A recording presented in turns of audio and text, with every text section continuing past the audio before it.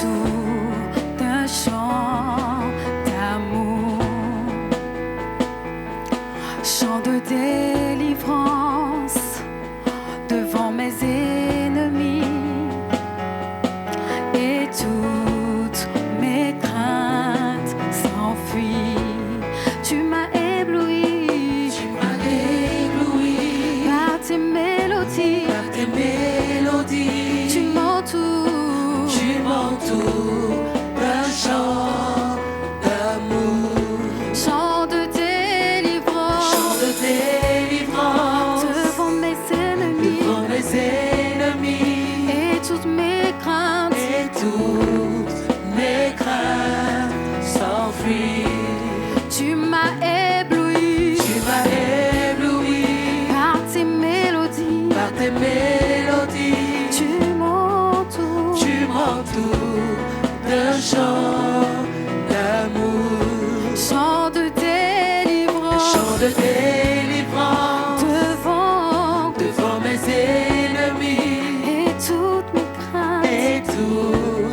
mes craintes s'enfuient. Oh, je ne suis plus Esclave de la peur, je suis enfant de Dieu. je suis enfant de Dieu. Je ne suis plus Esclave de la peur, je suis enfant de Dieu. je suis enfant de Dieu. Oh, je ne suis plus Esclave de la peur, je suis enfant de Dieu. je suis enfant de Oh, je ne suis plus esclave de la peur, je suis enfant de Dieu. je suis enfant de Dieu. Avant ma naissance, tu m'avais choisi, appelé par mon nom, tu m'as adopté. Je suis de ta famille, je suis de ta famille, ton sang coule. ton sang coule dans mes veines. Avant ma naissance, tu m'avais choisi, appelé par mon nom. Appelé par mon nom, Tu m'as adopté, je suis de ta famille, ton sang coule. ton sang coule dans mes veines. Je ne suis plus esclave de la peur, je suis enfant de Dieu. je suis enfant de Dieu. Oh, je ne suis plus esclave de la peur, je suis enfant de Dieu. je suis enfant de Dieu. Oh, tu fends la mer, Tu fends la mer et je peux la traverser. Mes peurs se noient dans ton amour. tu m'as sauvé, Jésus. Tu m'as sauvé, alors je peux chanter. Je suis enfant de Dieu. Oh, tu fends la mer, tu fends la mer. Tu fends la mer et je peux la traverser. Mes peurs se noient dans ton amour. Jésus, tu m'as sauvé, tu m'as sauvé. Tu m'as sauvé, alors je peux chanter. Je suis enfant de Dieu. Oh, je ne suis plus Je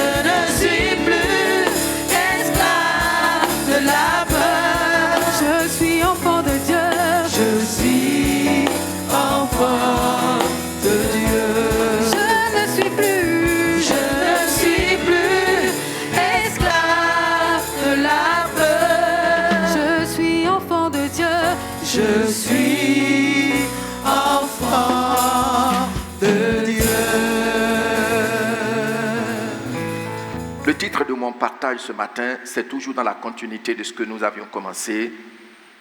Découvrons l'auteur de la parole. On voit que la parole est la vérité et celui qui nous l'a livré là,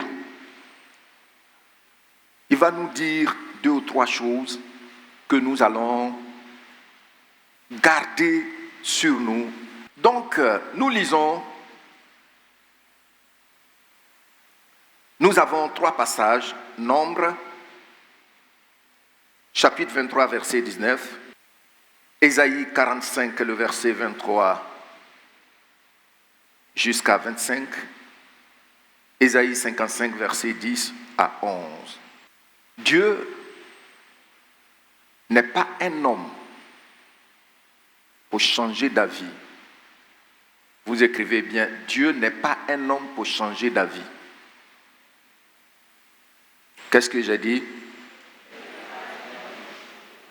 Donc, il ne change pas d'avis. Ce qu'il a dit là, c'est ce qu'il fait. Amen. Nous lisons Nombre, chapitre 23, verset 19. Dans Louis II, tu lis après moi. Qui est Dieu?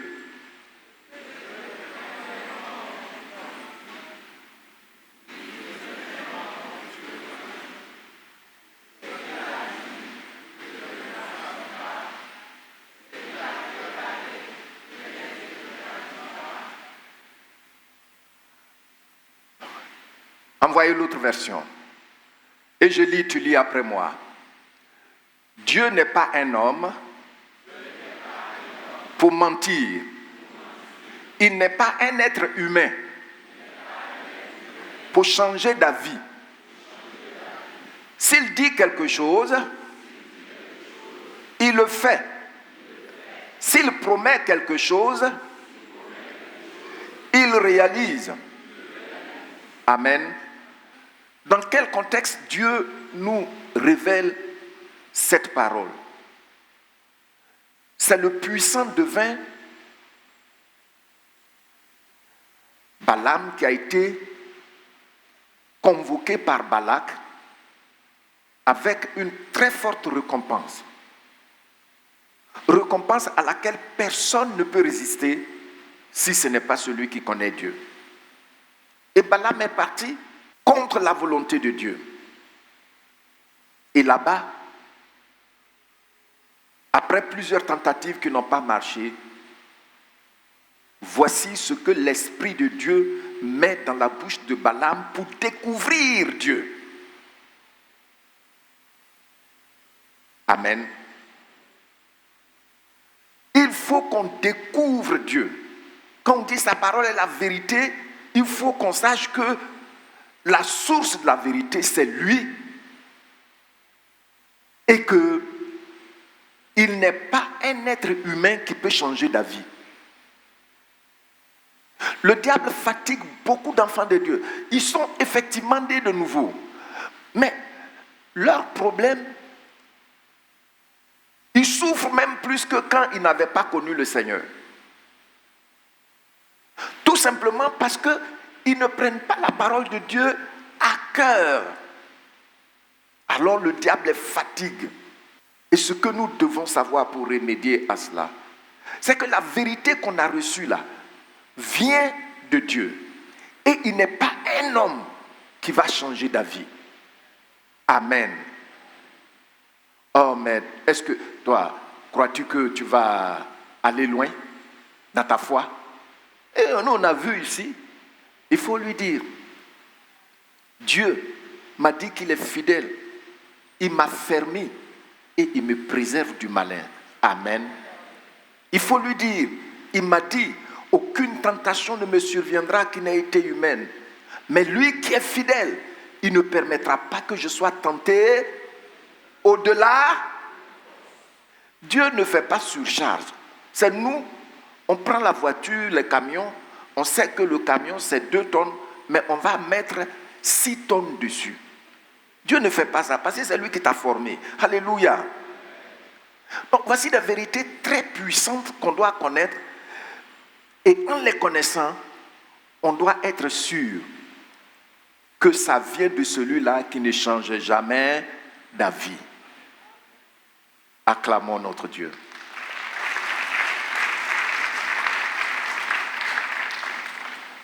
Alors, deuxièmement, ce que Dieu va dire de lui-même. Deuxièmement, la vérité ne sort que de la bouche de Dieu. Qu'est-ce que j'ai dit? Encore? Donc tout ce que Dieu dit là. Attendez, excusez-moi, je vais dire quelque chose. Vous voyez que souvent on est choqué des politiciens. Oh, faire la politique, c'est le mensonge. Dieu, lui, n'est pas un homme. Il ne va pas te mentir. La vérité ne sort que de sa bouche. Lisons ensemble Ésaïe 45, 23 à 24.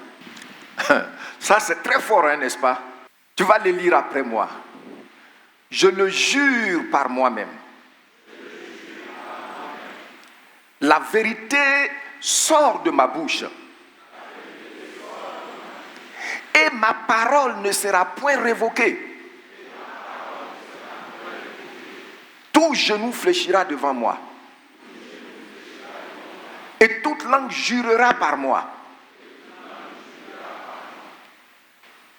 En l'Éternel, me dira-t-on, réside la justice et la force.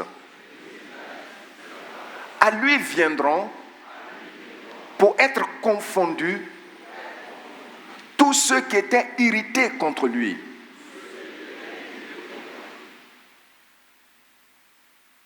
Par l'Éternel seront justifiés et glorifiés tous les descendants d'Israël, tous ceux qui ont mis leur confiance en Jésus-Christ.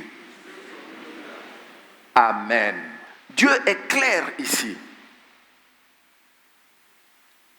Il dit, je pense que le passage qu'on a lu remontait depuis le verset 22, 23, 24. Il dit, tournez-vous vers moi et vous serez sauvés. Vous tous qui êtes aux extrémités de la terre, car je suis Dieu. Il n'y en a point d'autre. Je le jure par moi-même. La vérité sort de ma bouche et ma parole ne sera point révoquée. Tout genou fléchira devant moi, toute langue jurera par moi. Amen. Donc, qu'est-ce que notre Dieu dit de lui-même au sujet de sa parole? Il dit que sa parole est la vérité. Parce que tout ce qui sort de sa bouche est la vérité. La vérité, encore une autre définition, c'est toute connaissance sur laquelle on peut s'appuyer et ne jamais être humilié. Je reprends. La vérité, c'est toute connaissance sur laquelle on peut s'appuyer et ne jamais être humilié. Tu entends ça? Qui a compris? Tu es béni au nom de Jésus. Donc, c'est la connaissance révélée. Quand tu t'appuies sur cette connaissance-là, tu ne peux jamais être humilié. Alléluia. Alléluia. C'est pourquoi dans Romains, chapitre 10, le verset 11, il y est écrit, selon ce que dit l'Écriture, quiconque met sa confiance en Jésus-Christ, qui est la vérité, ne connaîtra jamais le déshonneur. Version parole vivante.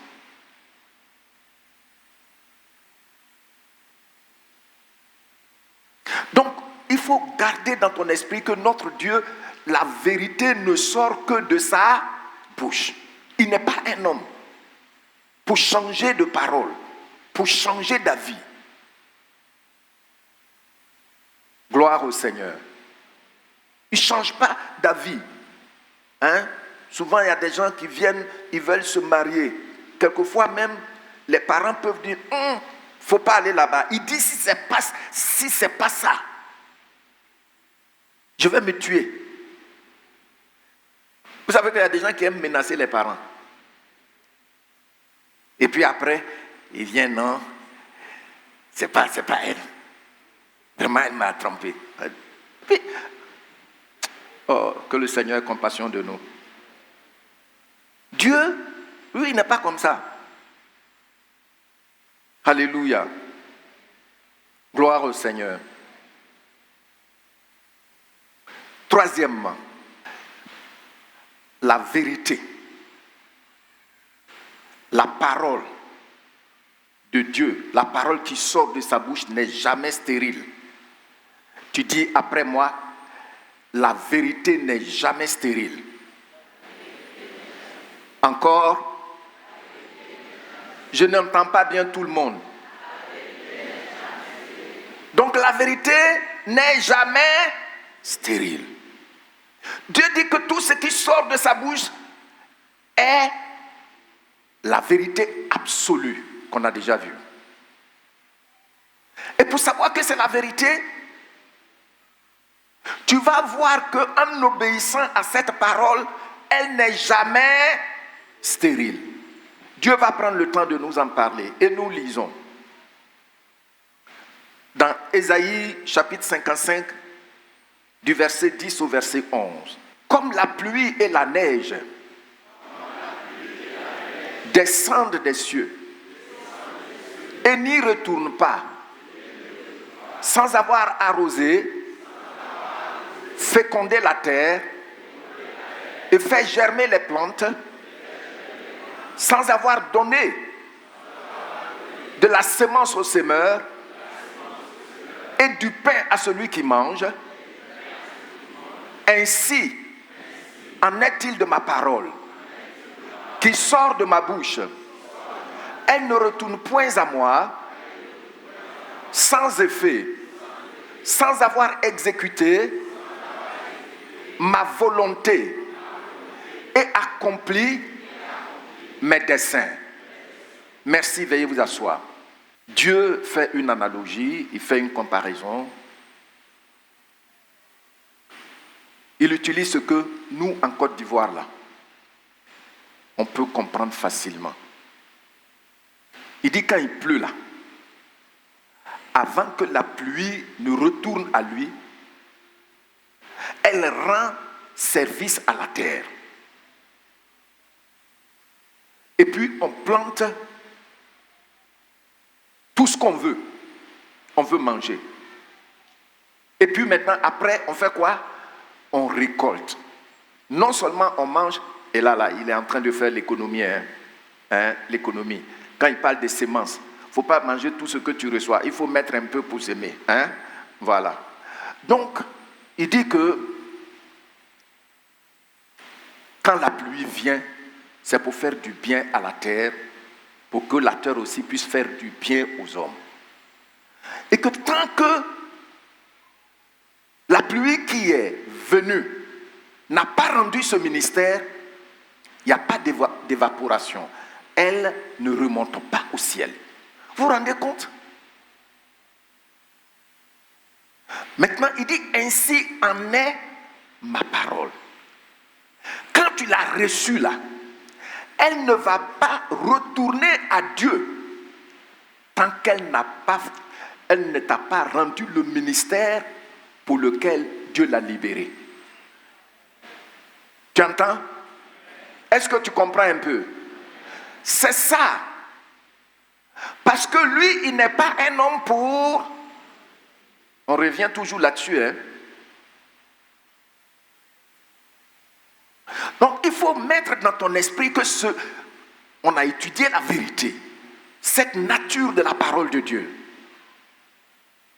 Et celui de qui ça vient là, c'est lui qui est en train de nous parler. Sa parole ne peut pas venir à toi. Tu l'as reçue avec confiance. Et puis elle va retourner sans avoir accompli ce qu'il a dit. Il dit c'est pas possible. Dis avec moi, c'est pas possible.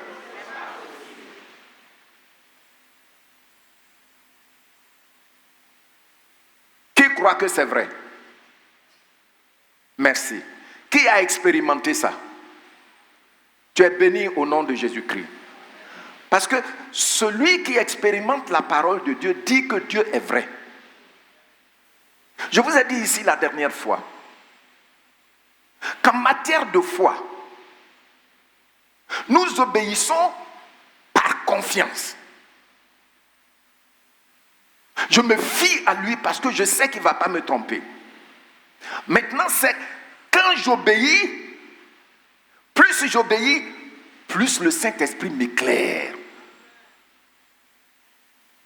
Non, je vais tout comprendre d'abord avec ma tête, mon cerveau. Non. Notre intelligence est trop limitée pour comprendre les choses qui s'élèvent au-dessus de nous. Donc nous, notre part, c'est quoi? Quand on parle de foi là, c'est quoi? Je sais qu'il ne va pas me trahir. Je sais, malgré mon infinitude, il ne peut pas me tromper. Amen. Donc moi, ce qu'il a dit là, que je comprenne ou pas, c'est ça, moi je prends. Maintenant, au fur et à mesure, son esprit vient faire quoi? Son esprit vient t'éclairer. Amen. Donc Dieu est clair que si tu n'as pas de respect pour ma parole, si tu n'as aucune idée de ce dont elle est capable, toi qui es en Côte d'Ivoire, en Afrique de l'Ouest, là, il faut regarder la pluie. Souvent même, quand les pluies tardent, nos parents sont inquiets, n'est-ce pas? Parce que normalement, à cette période-là, il devait pleuvoir. Nos récoltes ne vont... Vraiment, l'année prochaine, ça sera difficile. Ils disent ça. Parce qu'ils sont conscients de ce que la pluie vient faire. Et Dieu dit, ainsi en est sa parole. C'est à cause de cela, on a vu, dès le début, David faisait la prière au Seigneur. Dans Psaume 25, verset 5. Il dit, fais-moi marcher dans quoi? Dans ta vérité. Non pas dans ma vérité. Ou dans la vérité d'une chaîne internationale. CNN. Ou Radio France Internationale. Non. Vous savez, j'ai écouté un jour quelqu'un qui disait... Il a dit, le diable, il sait que le diable ne peut jamais dire la vérité. C'est-à-dire, ce sur lequel tu peux t'appuyer sans jamais être humilié. Non, il ne va jamais te révéler ça. Il n'en est pas capable. Donc, pour son mensonge là, ils disent que plus on répète le mensonge à quelqu'un, il finit par devenir vérité. Est-ce que c'est possible? Ce n'est pas possible. Et c'est à cause de cela, sur leur chaîne là, de radio, télévision, ils répètent les mêmes nouvelles à intervalles réguliers.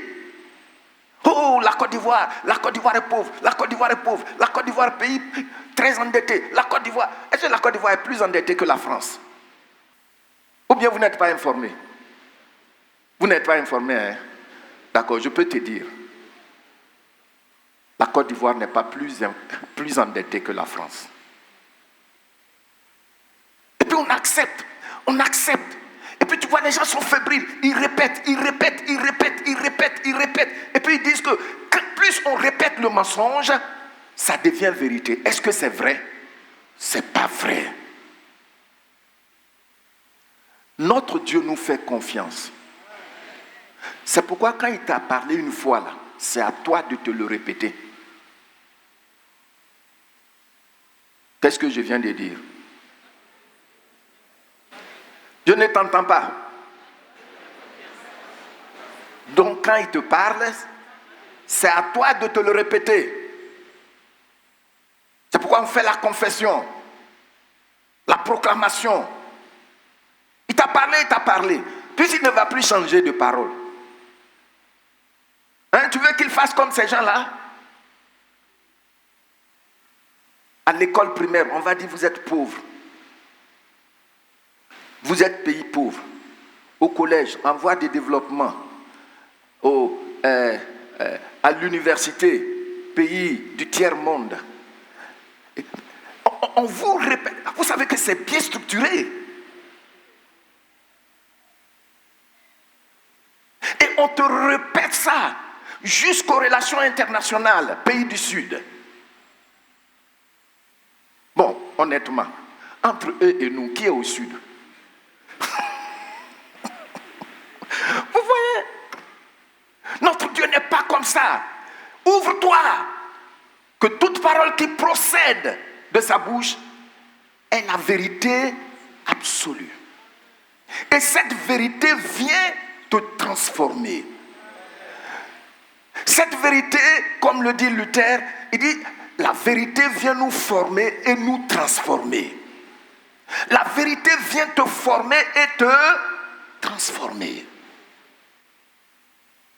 Alors on est là avec notre petite philosophie là, on discute avec la parole de Dieu.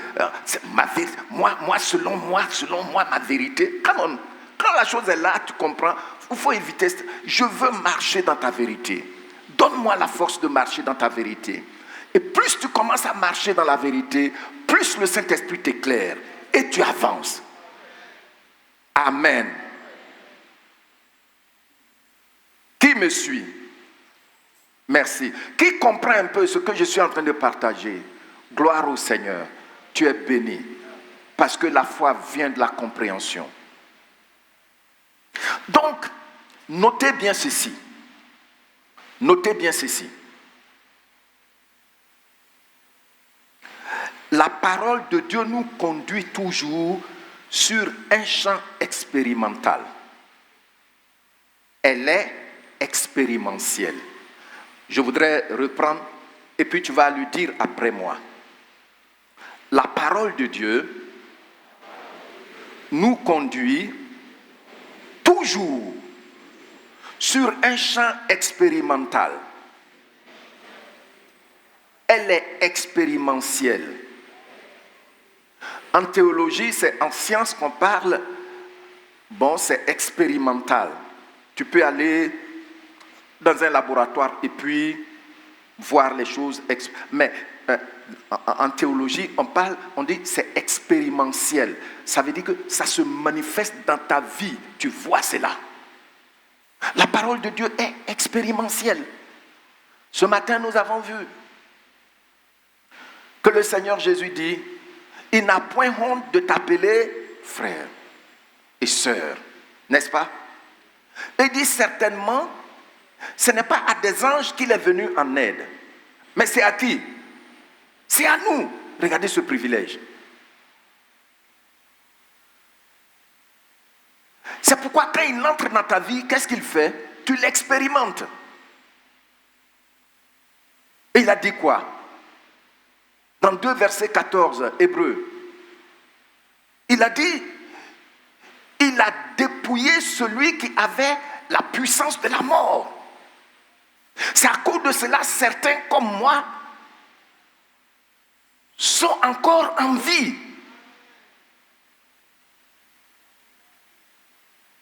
Gloire au Seigneur. J'ai expérimenté cela. Plusieurs d'entre vous l'ont expérimenté. Donc la parole qui sort de la bouche de Dieu est toujours expérimentielle. Rien ne peut contredire cette parole. Je cherchais un livre que j'avais lu 2024, je ne l'ai pas trouvé. Pasteur Domoro m'a dit, pasteur, je vais aller chercher ça. J'ai dit non, ça va. Il y a le comité scientifique en France qui a fait des études. Il y a longtemps, depuis les années 1900, pour montrer que la parole de Dieu est fausse. Dieu a dit telle chose, ce n'est pas vrai. Voici ce que la science dit. Dieu a dit telle autre, ce n'est pas vrai. Voici ce que la science dit. Aujourd'hui, disons, jusqu'en 2024, quand j'ai lu, tout ce qu'ils ont dit que ce n'est pas vrai là. Tout est vrai, il ne reste que 3 Mais ils vont découvrir que c'est aussi vrai. La parole de Dieu, celui qui l'accepte, va sur le terrain expérimental avec Dieu. Amen. On te dit que tu es pauvre, tu as accepté ça. Souvent même, tu es tellement triste. Tu te dis, si j'étais né à Paris. C'est un mensonge. Ici, là, partout Dieu a mis un peuple, il a mis tout ce qu'il faut pour qu'ils vivent épanouis.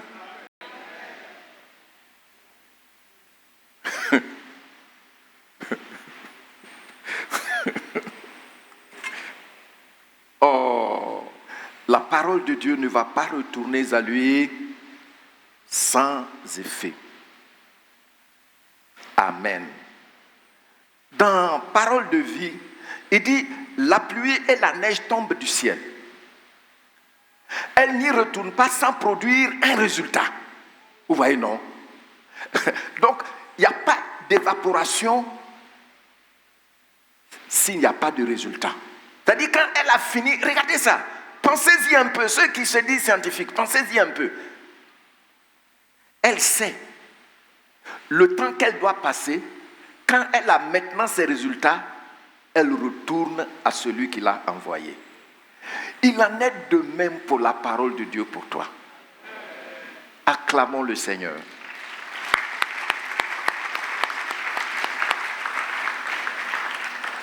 Tu vois, il dit, elles arrosent la terre, elles la rendent fertile et font pousser les graines.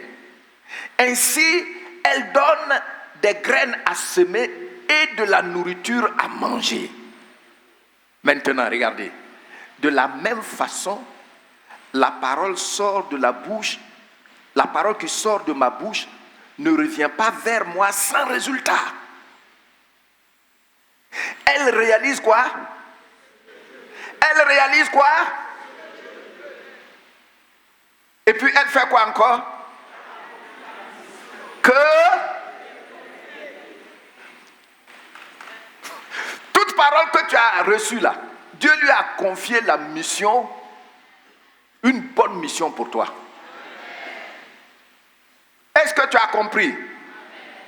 C'est pourquoi il faut faire confiance à la parole. Regardez, moi je fais confiance à la parole. Je vous ai dit ici, après ma formation aux États-Unis, on m'a demandé, quelqu'un m'a demandé, est-ce que tu vas retourner en Afrique? Je sais que ma réaction l'a surpris. J'ai dit, bien sûr, c'est chez moi. Je vais rester là-bas, pourquoi? Le Seigneur a béni ce pays. Je me souviens, il y a longtemps, une année, il m'a dit, dans Ésaïe chapitre 1, le verset 19, je n'ai jamais oublié, quand il me parle comme ça reste. Il dit, si tu es docile,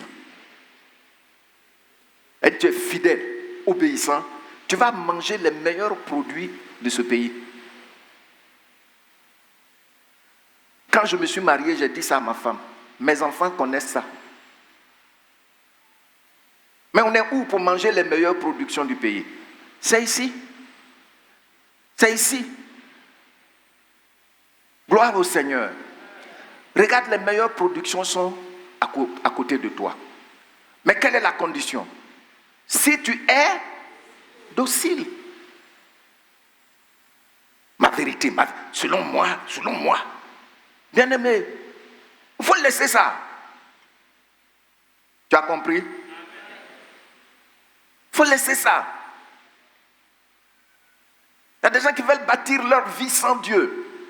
Mais comment est-ce qu'ils ont terminé? Sans la parole de Dieu. C'était la doctrine de Karl Marx. Quand Marx il fait sa dialectique, excusez-moi, je parle maintenant à un certain groupe, ceux qui ont fait l'université. Quand vous voyez la dialectique de Karl Marx, il voulait former une société sans Dieu. Et il a dit, et ça je l'ai lu dans le livre intitulé Christ, Marx et l'argent. Il a dit, sous peu, la foi chrétienne allait disparaître. Mais regardez. Et c'est étonnant. Quand tu lis ce livre-là, c'est étonnant de voir que Karl Marx, son sujet de dissertation en terminale, en passant pour aller à l'université, était intitulé « La communion des chrétiens avec Christ ». Il était devenu amer parce que son père, un juif, a été obligé de devenir chrétien avant de pouvoir exercer sa profession d'avocat. Maintenant, c'est quelle société on peut former sans croire en un être transcendant? Il n'y en a pas. Et je vous ai dit la dernière fois que jusqu'à aujourd'hui, il n'y a pas un seul pays qui a pu atteindre le communisme. Ils sont tous socialistes, c'est-à-dire ils prennent certains aspects du capitalisme pour mettre dans leurs idées mélangées. Sinon, il n'y a pas de pays purement communiste. Peut-être que tu peux m'en parler après, si tu en connais. Non, parce que Dieu a créé l'homme. Et quoi qu'il advienne, l'homme ne peut pas vivre sans son Créateur. C'est lui qui a la notice. La Bible, c'est la notice de Dieu pour nous. Et vous savez, je voulais enseigner ici, peut-être il y a quelques années de cela, que c'est à cause de la Bible que la machine à imprimer a été inventée. Quand la machine à imprimer a été inventée, en son temps, juste avant que ça ne soit inventé, il y avait un philosophe allemand du nom de Goethe qui disait que la Bible allait disparaître. Ironie du sort, quand la machine a été inventée, il était déjà mort. C'est sa maison qu'ils ont achetée pour installer la première machine à imprimer. Alors, souvent, les chrétiens, il faut vous ouvrir ces horizons-là pour que vous preniez ça là au sérieux.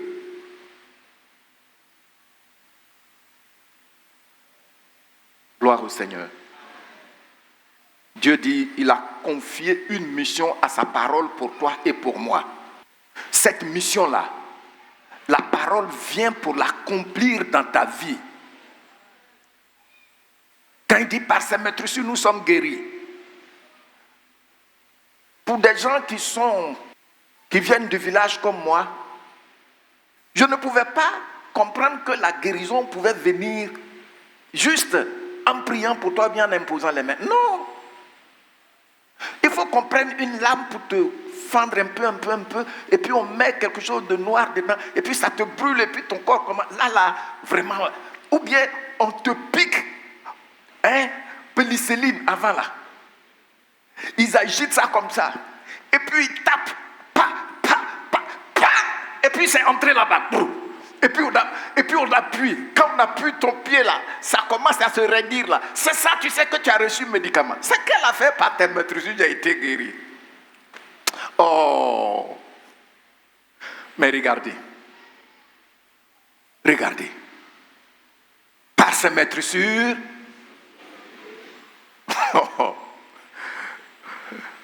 Sa parole fait toujours son effet dans le cœur de ceux qui l'ont reçu. Alors pour terminer, sachez que la vérité est la manière authentique et droite d'agir. Est la manière authentique et droite d'agir. Oh, on fait comme ça. Non. Dieu ne fait pas ça. Je vais vous dire un secret. Si tu veux que je te le dise, il faut me dire, pasteur, il faut me dire ça. Quand je vois quelque chose dans les Écritures et que c'est difficile pour moi, je dis, Saint-Esprit, aide-moi. Aide-moi. Cette prière peut te paraître simple, mais Dieu la respecte. Amen. C'est le secret que je veux partager avec toi. Donc, la vérité, c'est quoi? Elle est la manière authentique et droite d'agir. Elle consiste à adopter la conduite que Dieu approuve, laquelle conduite est révélée dans la parole de Dieu. Amen. La vérité, je saute à cause du temps, la vérité n'est pas seulement une information. C'est une manière de vivre, c'est un chemin. Dis avec moi, la vérité est un chemin. Donc quand tu obéis à Dieu, tu as emprunté un chemin qui te conduit à l'honneur. Amen.